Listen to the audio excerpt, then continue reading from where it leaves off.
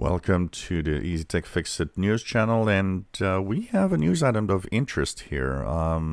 Someone that has been quite controversial in a lot of its decisions that have to do with the internet and also with some mobile carriers. Ajit Pai, that was appointed at the FCC in the United States in 2017, I believe, as said that he will actually step down on January 20th, which is the same day, by the way, as the new president, Joe Biden, will actually take power.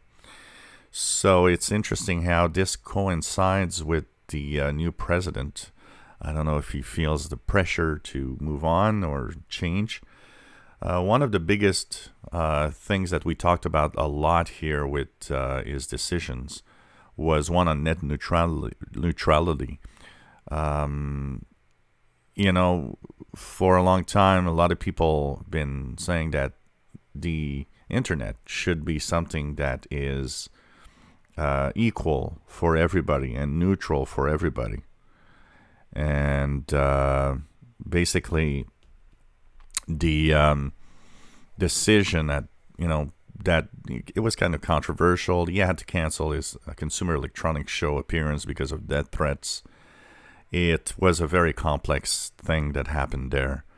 And a lot of people are not happy because, I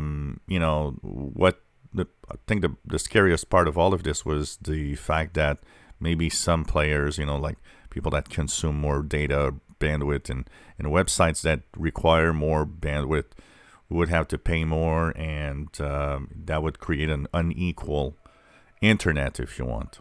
So this is interesting to see that he is actually stepping down, and we will be, of course, following this. It's interesting. We don't really know yet who will take over and what changes this would bring to regulation for internet and smartphone, but we'll be checking that out for sure.